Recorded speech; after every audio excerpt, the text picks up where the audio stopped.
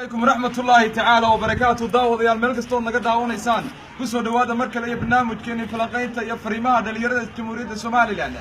وحن داود يا الورئيس قال على يا شقار كم إذا دربتي فيها كله الجبيهان بدلك الصومالي لنا وحالته ذا الموضوع رمي مال من ليت كوجا سدا يقولوا لي هنا كسر دواد برنامج كدي أربعون هاي إن أنا تحية قبائل أو أن كتر سنة أو أن برشة أن ديري قلينو هذيك أقول هذا هذيك أقول هذا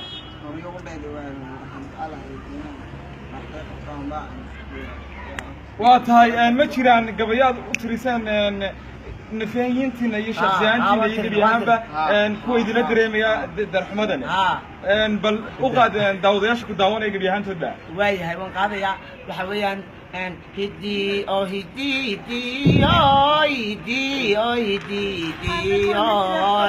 karu fadad baan ku koray dalyeel hooyana mehelin dadaal abna ma arag taliyo xidid mqada dadkana kumalihi wallaahu waxanu إذا دربيدا باهيدا دعالكيدا تال أيا دور سيداي بريد الروح مقدم بالغفا وحان قشدا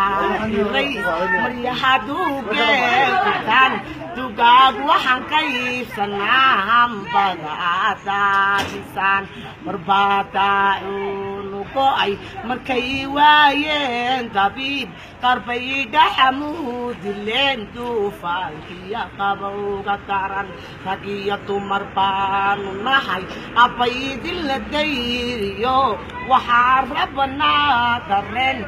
داريين يدنا الحباب واتهاي داوديال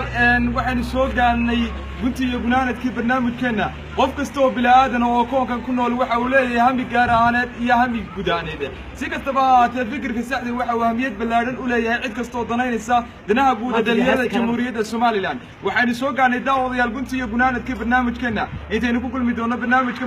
xigay